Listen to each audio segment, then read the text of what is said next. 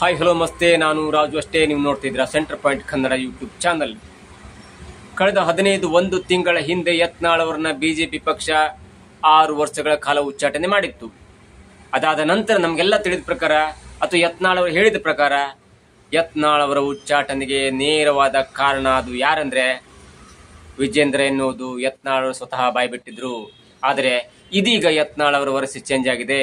ಯತ್ನಾಳ್ ಅವರು ಉಚ್ಚಾಟನೆಗೆ ಬೇರೊಬ್ಬ ನಾಯಕ ಕಾರಣರಂತೆ. ಅದೇ ಸ್ವತಃ ಅದನ್ನ ಯತ್ನಾಳ್ ಅವರು ಹೇಳಿದ್ದಾರೆ. ಹಾಗಾದ್ರೆ ಆ ನಾಯಕ ಯಾರು? ಯತ್ನಾಳ್ ಅವರು ಉಚ್ಚಾಟನೆಗೆ ಕಾರಣಕರ್ತರಾದಂತ ಮತ್ತೊಬ್ಬ ನಾಯಕ ಯಾರು? ಅದನ್ನ ನೋಡೋಣ. ಅದಕ್ಕಿಂತ ಮೊದಲು ನಮ್ಮ ಚಾನಲ್ ಅನ್ನ ಸಬ್ಸ್ಕ್ರೈಬ್ ಮಾಡಿಲ್ಲ ಅಂದ್ರೆ, ಇಲ್ಲೇ ತನಕ ಸಬ್ಸ್ಕ್ರೈಬ್ ಮಾಡಿಲ್ಲ ಅಂದ್ರೆ ಈಗಲೇ ಸಬ್ಸ್ಕ್ರೈಬ್ ಮಾಡಿ. ಜೊತೆಗೆ ಕಾಮೆಂಟ್ಗಳ ಮುಖಾಂತರ ತಮ್ಮ ಅಭಿಪ್ರಾಯವನ್ನ ತಿಳಿಸಬಹುದು. ಎಸ್ ವೀಕ್ಷಕರೇ, ಬಿಜೆಪಿಯ ಪಕ್ಷದಿಂದ ಬರೋಬ್ಬರಿ 6 ವರ್ಷಗಳ ಕಾಲ ಉಚ್ಚಾಟನೆಯಾದಂತ ಯತ್ನಾಳ್ ಅವರು ಪದೇ ಪದೇ ಒಂದೊಂದು ಸ್ಟೇಟ್ಮೆಂಟ್ ಅನ್ನು ಕೊಡ್ತಾನೆ ಇದ್ದಾರೆ. ಒಂದ್ ಕಡೆ ಬಿಜೆಪಿ ಹೊರಗೋದ್ರು ಕೂಡ ತಾನು ಹಿಂದುತ್ವದ ಕಟ್ಟರ ಅನುಯಾಯಿ, ನನ್ನ ಪ್ರಕಾರ ಹಿಂದುತ್ವ ಅಂದ್ರೆ ಅದು ಬಿಜೆಪಿ ಅಲ್ಲ, ಬಿಜೆಪಿಯಲ್ಲಿ ಹಿಂದುತ್ವಕ್ಕೆ ಬೆಲೆಯೇ ಇಲ್ಲ, ಯಾರಾದ್ರೂ ಏನಾದ್ರೂ ಕೊಲೆ ಆಯ್ತು, ಹಿಂದುತ್ವದ ಕಾರ್ಯಕರ್ತರಿಗೆ ಸಮಸ್ಯೆ ಆಯ್ತು ಅಂದ್ರೆ ಯಾವುದೇ ಕಾರಣಕ್ಕೂ ಬಿಜೆಪಿ ಅವರಿಗೆ ಹೆಲ್ಪ್ ಬರಲ್ಲ. ವೋಟ್ ಬ್ಯಾಂಕ್ ರಾಜಕಾರಣಕ್ಕೋಸ್ಕರ ಬಿಜೆಪಿ ಸುಖ ಸುಮ್ಮನೆ ಹಿಂದುತ್ವದ ಅಜೆಂಡಾವನ್ನು ಇಟ್ಕೊಂಡಿದೆ ಅನ್ನುವ ನೇರವಾದ ಆರೋಪವನ್ನು ಮಾಡ್ತಾನೆ ಇರ್ತಾರೆ. ಅದಾದ ನಂತರ ತಮ್ಮ ಉಚ್ಚಾಟನೆಗೆ ನೇರವಾದ ಕಾರಣ ವಿಜೇಂದ್ರ ಅವರು ಮತ್ತು ಅವರ ತಂದೆಯಾದಂತ ಯಡಿಯೂರಪ್ಪನವರು ಎನ್ನುವ ಸ್ಟೇಟ್ಮೆಂಟ್ ಅನ್ನು ಕೊಟ್ಟಿದ್ರು. ಎಲ್ಲಿಯ ತನಕ ವಿಜೇಂದ್ರ ಮತ್ತು ಯಡಿಯೂರಪ್ಪ ಬಿಜೆಪಿ ಪಕ್ಷದಲ್ಲಿ ಇರ್ತಾರಲ್ಲ, ಅಲ್ಲಿಯ ತನಕ ನಾನು ಮತ್ತೆ ಬಿಜೆಪಿಗೆ ವಾಪಸ್ ಬರುವಂತ ಪ್ರಶ್ನೆಯೇ ಇಲ್ಲ ಅನ್ನುವ ಸ್ಟೇಟ್ಮೆಂಟ್ ಕೂಡ ಕೊಟ್ಟಿದ್ರು. ಆದ್ರೆ ಇದೀಗ ಯಾವಾಗ ಬಿಜೆಪಿ ಜನಾಕ್ರೋಶ ಯಾತ್ರೆ ಯಶಸ್ವಿಯಾಗಿ ನಡೀತಾ ಬಂತಲ್ಲ, ಯಾವಾಗ ಯತ್ನಾಳ್ ಅವರ ಪ್ರತಿಷ್ಠೆ ಹೋರಾಟ ಮತ್ತೆ ಮತ್ತೆ ಉತ್ತುಂಗಕ್ಕೆ ಏರ್ತಾ ಬಂತಲ್ಲ, ಯಾವಾಗ ಯತ್ನಾಳ್ ಅವರ ಪ್ರತಿಭೆ ಅಥವಾ ಅವರ ಅಭಿಮಾನ ದಿನದಿಂದ ದಿನಕ್ಕೆ ಅವರ ಯಶಸ್ಸು ದಿನದಿಂದ ದಿನಕ್ಕೆ ಜಾಸ್ತಿ ಆಗ್ತಾ ಬಂತಲ್ಲ, ಆಗ ಮತ್ತೊಂದು ಸ್ಟೇಟ್ಮೆಂಟ್ ಅನ್ನು ಕೊಡ್ತಾರೆ ಯತ್ನಾಳ್ ಅವರು. ಯತ್ನಾಳ್ ಅವರು ಏನೇ ಮಾಡಿದ್ರು ಕೂಡ ಸುದ್ದಿ ಮಾಧ್ಯಮದ ದೊಡ್ಡ ಸುದ್ದಿ ಆಗುತ್ತೆ. ಯಾಕಂದ್ರೆ ಅಂತ ವ್ಯಕ್ತಿತ್ವನ್ನ ಹೊಂದಿದವರು ಯತ್ನಾಳ್ ಅವರು. ಯತ್ನಾಳ್ ಅವರು ವಾಜಪೇಯಿ ಗವರ್ಮೆಂಟ್ ಅಲ್ಲಿ ಮಂತ್ರಿ ಆದಂತವರು, ಕರ್ನಾಟಕದ ಅಥವಾ ಉತ್ತರ ಕರ್ನಾಟಕದ ಅನೇಕ ಭಾಗಗಳಲ್ಲಿ ತನ್ನ ಅಭಿಮಾನಿಗಳನ್ನ ಹೊಂದಂತವರು, ಲಕ್ಷಾಂತರ ಫಾಲೋವರ್ಸ್ ಅನ್ನು ಹೊಂದಂತವರು. ಅಂತವರು ಬಿಜೆಪಿಯಿಂದ ಉಚ್ಚಾಟನೆಯಾದ ನಂತರ ಅನೇಕ ಹಿಂದುತ್ವದ ಕಾರ್ಯಕರ್ತರಿಗೆ ನೋವಾಯಿತು, ಅನೇಕ ಹಿಂದುತ್ವದ ಕಟ್ಟರ ಅಭಿಮಾನಿಗಳಿಗೆ ನೋವಾಗಿತ್ತು. ಯಾಕಂದ್ರೆ ಅನೇಕ ಪ್ರಕರಣಗಳು ನಡೆದಾಗ ರಾಜ್ಯದಲ್ಲಿ ಅನೇಕ ಈ ಕೋಮುಗಲಭೆ ಆದಾಗ, ಅನೇಕ ರೇಪ್ ಕೊಲೆ ಏನೆಲ್ಲ ಆದಾಗ ಗೃಹ ಇಲಾಖೆಯ ಮಂತ್ರಿಗಳು ಸ್ವಲ್ಪ ತಪ್ಪು ಮಾತಾಡಿದಾಗ ಅನೇಕ ಲಕ್ಷಾಂತರ ಜನರು ಯತ್ನಾಳ್ ಅವರ ಪರವಾಗಿ ಬ್ಯಾಟಿಸಿದ್ರು. ಒಂದ್ ವೇಳೆ ಇಂಥ ಸಮಯದಲ್ಲಿ ಯತ್ನಾಳ್ ಅವರು ಏನಾದ್ರು ಹೋಮ್ ಮಿನಿಸ್ಟರ್ ಆಗಿದ್ರೆ, ಗೃಹ ಸಚಿವರಾಗಿದ್ರೆ ಆ ಪರಿಸ್ಥಿತಿ ಬೇರೆ ಇರ್ತಿತ್ತು. ಏನಾದ್ರೂ ಬಿಜೆಪಿ ಅಧಿಕಾರಕ್ಕೆ ಬಂದ್ರೆ ಯತ್ನಾಳ್ ಅವರಿಗೆ ಹೋಮ್ ಮಿನಿಸ್ಟರ್ ಅನ್ನು ಕೊಡಬೇಕು, ಅಂದ್ರೆ ಗೃಹ ಸಚಿವ ಸ್ಥಾನವನ್ನು ಕೊಡಬೇಕು. ಆಗ ನಮ್ಮ ರಾಜ್ಯದಲ್ಲಿ ಯಾವುದೇ ಅಶಾಂತಿ ಆಗುವುದಿಲ್ಲ, ಡಿಜಿ ಹಳ್ಳಿ ಕೆಜಿ ಹಳ್ಳಿ ಅಂತ ಗಲಭೆ ಆಗುವುದಿಲ್ಲ. ಅನೇಕ ಅಂದ್ರೆ ವಿಧಾನಸೌಧದಲ್ಲಿ ಪಾಕಿಸ್ತಾನ ಜಿಂದಾಬಾದ್ ಎನ್ನುವ ಕೂಗು ಕಿಳಿತಲ್ಲ, ಅಂತ ಗಲಭೆಗಳು ಆಗುವುದಿಲ್ಲ ಎನ್ನುವ ಸ್ಟೇಟ್ಮೆಂಟ್ಗಳು, ಅಭಿಮಾನದ ಕೂಗುಗಳು ಅಭಿಮಾನಿಗಳಿಂದ ಕೇಳಿ ಬರ್ತಾನೆ ಇತ್ತು. ಅಂತ ಒಂದು ವ್ಯಕ್ತಿತ್ವವನ್ನು ಹೊಂದಿದವರು ಯಾರಂದ್ರೆ ಅದು ಯತ್ನಾಳ್ ಅವರು. ಯಾವಾಗ ಬಿಜೆಪಿಯಿಂದ ಉಚ್ಚಾಟನೆ ಆದ್ರಲ್ಲ, ಮೊದಲು 15-20 ದಿನಗಳ ಕಾಲ ಅವರು ನೇರವಾಗಿ ವೋಟ್ ಮಾಡಿದ್ದು ವಿಜೇಂದ್ರ ಅವರನ್ನ. ಆದ್ರೆ ಇದೀಗ ವಿಜೇಂದ್ರ ಅವರಿಗೆ ಸಾಥ್ ಕೊಟ್ಟಂತ ಮತ್ತೊಬ್ಬ ವ್ಯಕ್ತಿಯ ಕಡೆ ವೋಟ್ ಮಾಡಿ ತೋರಿಸ್ತಾ ಇದ್ದಾರೆ. ಅಂದ್ರೆ ಅಂದ್ರೆ ಯತ್ನಾಳ್ ಅವರು ಉಚ್ಚಾಟನೆಗೆ ಯಾವ ರೀತಿಯಲ್ಲಿ ಯತ್ನಾಳ್ ಅವರು ಉಚ್ಚಾಟನೆಗೆ ವಿಜೇಂದ್ರ ಅವರು ಕಾರಣರಾದ್ರಲ್ಲ, ಯತ್ನಾಳ್ ಅವರು ವಿಜೇಂದ್ರ ಕಡೆ ಬೊಟ್ಟು ಮಾಡ್ತಾನೆ ಇದ್ರು. ಆದ್ರೆ ಇದೀಗ ಮತ್ತೊಬ್ಬ ನಾಯಕನ ಮೇಲೆ ಬೊಟ್ಟು ಮಾಡಿ ತೋರಿಸ್ತಾನೆ ಇದ್ದಾರೆ. ಅದು ಎರಡೆರಡು ವಿಷಯಗಳ ಮುಖಾಂತರ ಕಾಂಗ್ರೆಸ್ ಸರ್ಕಾರವನ್ನ ಉರುಳಿಸ್ಲಿಕ್ಕೆ ಅದೇ ನಾಯಕ ಪ್ರಯತ್ನ ಪಡ್ತಾ ಇದ್ದಾನೆ. ಸಿದ್ದರಾಮಯ್ಯನವ್ರು ಕಂಡ್ರೆ ಅವ್ರಿಗೆ ಆಗ್ತಾ ಇಲ್ಲ.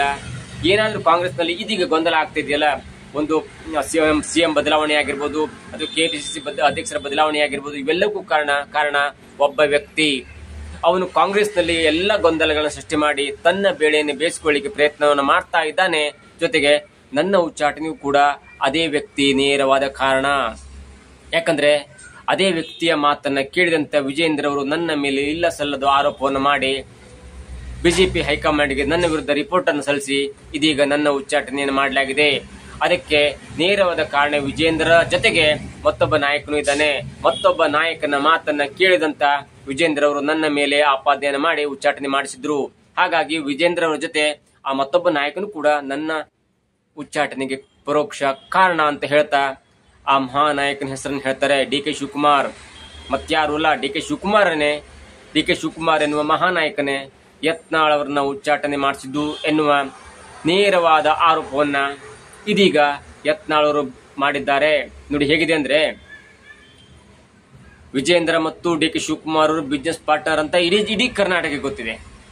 ವಿಜಯೇಂದ್ರ ಅವರ ಎಲ್ಲ ಫೈಲ್ಗಳು ಕೂಡ ಡಿ.ಕೆ. ಶಿವಕುಮಾರ್ ಅವರ ಕೈಯಲ್ಲಿ ಸಿಗ್ನೇಚರ್ ಆಗುತ್ತೆ ಎನ್ನುವ ವಿಷಯ ಕೂಡ ಯತ್ನಾಳ್ ಅತ್ಯಂತ ಸ್ಪಷ್ಟವಾಗಿ ಹೇಳಿದ್ರು. ಜೊತೆಗೆ ಇಡೀ ಬಿಜೆಪಿ ಶಾಸಕರು, ಬಿಜೆಪಿ ಸಂಘಟನೆ ಕಾಂಗ್ರೆಸ್ ಜೊತೆ ಕೈ ಜೋಡಿಸಿದೆ ಎನ್ನುವ ಸ್ಟೇಟ್ಮೆಂಟ್ ಕೂಡ ಕೊಟ್ಟಿದ್ರು. ಇದು ಅಡ್ಜಸ್ಟ್ಮೆಂಟ್ ಪಾಲಿಟಿಕ್ಸ್. ಇಲ್ಲಿ ಕಾಂಗ್ರೆಸ್ ಮತ್ತು ಬಿಜೆಪಿ ಅನ್ನುವ ಎರಡು ಪಕ್ಷ ಇಲ್ಲ. ಎಲ್ಲರೂ ಕೂಡ ತಮ್ಮ ಭ್ರಷ್ಟಾಚಾರವನ್ನ, ತಮ್ಮ ಹಣವನ್ನ ಮಾಡಿಕೊಳ್ಳೋ ದೃಷ್ಟಿಯಲ್ಲಿ ಇಬ್ಬರು ಕೂಡ ಒಂದಾಗಿದ್ದಾರೆ ಅನ್ನೋ ಸ್ಟೇಟ್ಮೆಂಟ್ ಕೂಡ ಕೊಟ್ಟಿದ್ರು. ಇದೀಗ ಮುಂದುವರೆದು ಡಿ.ಕೆ. ಶಿವಕುಮಾರ್ ಅವರ ವಿರುದ್ಧವಾಗಿ ಮತ್ತೆ ಸ್ಫೋಟಕ ಮಾಹಿತಿಯನ್ನು ಹೊರಹಾಕಿದ್ದಾರೆ. ಅದು ಎರಡು ಸ್ಫೋಟಕ ಮಾಹಿತಿ. ಒಂದು, ಸಿದ್ದರಾಮಯ್ಯನವರ ಕೆಳಗಿಳಿಸಲೇಬೇಕು, ಸಿದ್ದರಾಮಯ್ಯನವರನ್ನ ಮುಖ್ಯಮಂತ್ರಿ ಸ್ಥಾನದಿಂದ ಕೆಳಗಿಳಿಸಿ ತಾನು ಮುಖ್ಯಮಂತ್ರಿ ಆಗಲೇಬೇಕೆನ್ನುವ ಹಠವನ್ನು ಹೊಂದಿರುವಂತ ಇದೇ ಡಿ.ಕೆ. ಶಿವಕುಮಾರ್ ಅವರು ನನ್ನ ಉಚ್ಚಾಟನೆಗೂ ಕಾರಣರಾಗಿದ್ದಾರೆ. ನನ್ನ ವಿರುದ್ಧ ಇಲ್ಲ ಸಲ್ಲದ ಆರೋಪವನ್ನ ಮಾಡಿ ಪರೋಕ್ಷವಾಗಿ ವಿಜಯೇಂದ್ರ ಅವರ ತಲೆಗೆ ತುಂಬಿ ವಿಜಯೇಂದ್ರ ಅವರು ಹೈಕಮಾಂಡ್ಗೆ ನನ್ನ ವಿರುದ್ಧ ರಿಪೋರ್ಟ್ ಮಾಡಿದ್ರು. ಅದೇ ಕಾರಣದಿಂದಾಗಿ ನನ್ನನ್ನ ಬಿಜೆಪಿಯಿಂದ ಉಚ್ಚಾಟನೆ ಮಾಡಲಾಯಿತು. ಹಾಗಾಗಿ ಈ ಎರಡು ಕಾರಣಕ್ಕಾಗಿ, ಒಂದು ಸಿದ್ದರಾಮಯ್ಯನವರನ್ನ ಕುರ್ಚಿಯಿಂದ ಇಳಿಸಲಿಕ್ಕೆ, ಜೊತೆಗೆ ನನ್ನ ಉಚ್ಚಾಟನೆಗೂ ಕೂಡ ನೇರವಾದ ಕಾರಣ ಅದು ಯಾರಂದ್ರೆ ಡಿ.ಕೆ. ಶಿವಕುಮಾರ್ ಎನ್ನುವ ಆರೋಪವನ್ನ ಇದೀಗ ಯತ್ನಾಳ್ ಅವರು ಮಾಡಿದ್ದಾರೆ. ಯತ್ನಾಳ್ ಅವರು ತಾನು ಮುಖ್ಯಮಂತ್ರಿ ಆಗಬೇಕು, ತನ್ನ ವಿರುದ್ಧ ಯಾರು ಮಾತನಾಡಬಾರದು ಅನ್ನೋ ದೃಷ್ಟಿಯಲ್ಲಿ ಈಗಾಗಲೇ ಈಶ್ವರಪ್ಪನವರನ್ನ ಮೂಲೆಗುಂಪು ಮಾಡಿದ್ರು, ಜಾರಕಿಹೊಳಿ ಅವರನ್ನ ಮೂಲೆಗುಂಪು ಮಾಡಿದ್ರು, ಅನೇಕ ವ್ಯಕ್ತಿಗಳನ್ನ ಮೂಲೆಗುಂಪು ಮಾಡಿದ್ರು. ಅದಾದ ನಂತರ ಯತ್ನಾಳ್ ಅವರನ್ನು ಕೂಡ ಪಕ್ಷದಿಂದ ಉಚ್ಚಾಟನೆ ಮಾಡಿಸುವಲ್ಲಿ ಸಫಲರಾದ್ರು ಎನ್ನುವ ಪರೋಕ್ಷ ಹೇಳಿಕೆಯನ್ನ ಇದೀಗ ಯತ್ನಾಳ್ ಅವರು ಕೊಟ್ಟಿದ್ದಾರೆ. ನೋಡಿ ಹೇಗಂತ, ಡಿ.ಕೆ. ಶಿವಕುಮಾರ್ ಅವರ ವಿರುದ್ಧ ಯಾರೇ ಬಂದರೂ ಕೂಡ, ಯಾರೇ ಮಾತನಾಡಿದ್ರು ಕೂಡ ಅವರ ಸೆಟಲ್ಮೆಂಟ್ ಆಗುತ್ತೆ ಎನ್ನುವ ಒಂದು ಸ್ಟೇಟ್ಮೆಂಟ್ ಅನ್ನ ನೇರವಾಗಿ ಡಿ.ಕೆ. ಶಿವಕುಮಾರ್ ಅವರು ಕೊಟ್ಟಿದ್ರು. ಅದಾದ ನಂತರ ಈಶ್ವರಪ್ಪನವರು ಮೂಲೆಗುಂಪು ಸೇರಿದ್ರು. ಅದಾದ ನಂತರ ಅದಕ್ಕೂ ಮೊದಲು ಡಿ.ಕೆ. ಶಿವಕುಮಾರ್ ಅವರನ್ನ ಎದುರು ಹಾಕೊಂಡು ಪಕ್ಷ ವಿರೋಧಿ ಚಟುವಟಿಕೆ ಮಾಡಿಕೊಂಡು ಪಕ್ಷವನ್ನು ಬಿಟ್ಟ ನಂತರ ಜಾರಕಿಹೊಳಿ ಅವರಿಗೆ, ಅಂದ್ರೆ ರಮೇಶ್ ಜಾರಕಿಹೊಳಿ ಅವರಿಗೆ ಏನೆಲ್ಲ ಗತಿಯಾಯಿತು ಎನ್ನುವುದು ಎಲ್ಲರಿಗೂ ಗೊತ್ತಿದೆ. ಅದಾದ ನಂತರ ಒಬ್ಬ ವ್ಯಕ್ತಿ ಡಿ.ಕೆ. ಶಿವಕುಮಾರ್ ಅವರ ವಿರುದ್ಧ ತಿರುಗಿ ಬಿದ್ದು, ಅಂದ್ರೆ ಅದು ಹಿಂದುತ್ವದ ಹುಲಿಯಾದಂತ ಯತ್ನಾಳ್ ಅವರು ಕೂಡ ಡಿ.ಕೆ. ಶಿವಕುಮಾರ್ ಅವರ ಯತ್ನಾಳ್ ಮತ್ತು ಡಿ.ಕೆ. ಶಿವಕುಮಾರ್ ಅವರ ಮಧ್ಯೆ ವಿಧಾನಸೌಧದಲ್ಲಿ ಟಾಕ್ ಫೈಟ್ ಕೂಡ ಆಗಿತ್ತು. ಆಗಲೂ ಕೂಡ ಡಿ.ಕೆ. ಶಿವಕುಮಾರ್ ಅವರು ಹೇಳಿದ್ರು, ಈ ಯತ್ನಾಳ್ ನೀನು ನಮ್ಮ ಪಕ್ಷದಲ್ಲಿ ಏನಾದ್ರು ಇದ್ರೆ ನಿನ್ನನ್ನು ಇದೇ ಕ್ಷಣದಿಂದ ಉಚ್ಚಾಟನೆ ಮಾಡ್ತಿದ್ದೆ, ನಿಮ್ಮ ಪಕ್ಷದ ಅಧ್ಯಕ್ಷರಿಗೆ ಧೈರ್ಯ ಇಲ್ಲ ಎನ್ನುವ ಮಾತನ್ನ ಕೂಡ ಹೇಳಿದ್ರು. ಅದಾದ ನಂತರ ಇದೀಗ ಯತ್ನಾಳ್ ಅವರು ಉಚ್ಚಾಟನೆ ಆಗಿದ್ದಾರೆ. ಅದಕ್ಕೆ ಮುಖ್ಯವಾದ ಕಾರಣ ಇದೀಗ ಯತ್ನಾಳ್ ಅವರು ಕಂಡುಕೊಂಡಿದ್ದಾರೆ. ಅಂದ್ರೆ ಯತ್ನಾಳ್ ಅವರ ಉಚ್ಚಾಟನೆಗೆ ಪರೋಕ್ಷವಾದ ಅಥವಾ ನೇರವಾದ ಕಾರಣ ಅದು ಯಾರಂದ್ರೆ ವಿಜಯೇಂದ್ರ ಅವರ ಜೊತೆಗೆ ವಿಜಯೇಂದ್ರ ಅವರ ತಲೆ ತಿರುಗಿಸಿ ವಿಜಯೇಂದ್ರ ಅವರಿಗೆ ಹೇಳಬಾರದನ್ನು ಹೇಳಿ ನನ್ನ ಉಚ್ಚಾಟನೆಯನ್ನ ಮಾಡಿಸಿದ್ದು ಡಿ.ಕೆ. ಶಿವಕುಮಾರ್ ಎನ್ನುವ ಮಾತನ್ನ ಇದೀಗ ನೇರವಾಗಿ ಹೇಳಿದ್ದಾರೆ. ಜೊತೆಗೆ ಡಿ.ಕೆ. ಶಿವಕುಮಾರ್ ಅವರ ಮತ್ತೊಂದು ಮುಖವನ್ನು ಈಗ ಬಿಚ್ಚಿಟ್ಟಿದ್ದಾರೆ. ಅದೇನೆಂದ್ರೆ, ತಾನು ಸಿಎಂ ಆಗಬೇಕು ಎನ್ನುವ ದೃಷ್ಟಿಯಲ್ಲಿ ಸಿದ್ದರಾಮಯ್ಯನವರನ್ನ ಕೆಳಗಿಳಿಸಲಿಕ್ಕೆ ಮತ್ತು ಈಗ ಕರ್ನಾಟಕ ರಾಜ್ಯದಲ್ಲಿ ಏನೆಲ್ಲ ಗೊಂದಲ ಆಗ್ತಿದೆಯಲ್ಲ ಅವೆಲ್ಲಕ್ಕೂ ಕೂಡ ಡಿ.ಕೆ. ಶಿವಕುಮಾರ್ ಅವರೇ ನೇರವಾದ ಕಾರಣ ಎಂದು ಹೇಳುವ ಮುಖಾಂತರ ಯತ್ನಾಳ್ ಅವರ ಉಚ್ಚಾಟನೆ ಮಾಡಿಸಿದ್ದು ಡಿ.ಕೆ. ಶಿವಕುಮಾರ್ ಎನ್ನುವ ಒಂದು ಸ್ಫೋಟಕ ಮಾಹಿತಿಯನ್ನ ಇದೀಗ ಹಂಚಿಕೊಂಡಿದ್ದಾರೆ. ಏನೇ ಆಗಲಿ, ಡಿ.ಕೆ. ಶಿವಕುಮಾರ್ ಅಥವಾ ವಿಜಯೇಂದ್ರ ಅಥವಾ ಬೇರೆ ಯಾರೇ ಕಾರಣರಾದ್ರೂ ಕೂಡ ಯತ್ನಾಳ್ ಅವರು ಮತ್ತೆ ವಾಪಸ್ ಬರ್ತಾರ ಪಕ್ಷಕ್ಕೆ, ಪಕ್ಷ ಅವರನ್ನು ವಾಪಸ್ ಕರೆಸ್ಕೊಳ್ಳುತ್ತಾ, ಪಕ್ಷ ಅಂದ್ರೆ ಬಿಜೆಪಿ ಪಕ್ಷ ಯತ್ನಾಳ್ ಅವರನ್ನು ವಾಪಸ್ ಕರೆಸ್ಕೊಳ್ಳುತ್ತಾ ಅಥವಾ ಉಚ್ಚಾಟನೆ ಮಾಡಿ ಸಾಕು ಅವರು ಪಕ್ಷದಿಂದ ದೂರ ಇರಲಿ ಎನ್ನುವ ಒಂದು ಸ್ಟೆಪ್ಗೆ ಬಂದು ನಿಲ್ಲುತ್ತಾ ಬಿಜೆಪಿ ಹೈಕಮಾಂಡ್ ಎಲ್ಲವನ್ನು ಕೂಡ ಕಾದು ನೋಡಬೇಕಾಗಿದೆ. ಏನೇ ಆಗಲಿ, ನಾವೆಲ್ಲ ತಿಳ್ಕೊಂಡಂತೆ ಯತ್ನಾಳ್ ಅವರ ಉಚ್ಚಾಟನೆ ಮಾಡಿಸಿದ್ದು ನೇರವಾಗಿ ವಿಜೇಂದ್ರ ಎನ್ನುವ ಆರೋಪವನ್ನು ಯತ್ನಾಳ್ ಅವರೇ ಮಾಡಿದ್ರು. ಅಷ್ಟರ ಮಟ್ಟಿಗೆ ನಮಗೆ ಮಾಹಿತಿ ಇತ್ತು.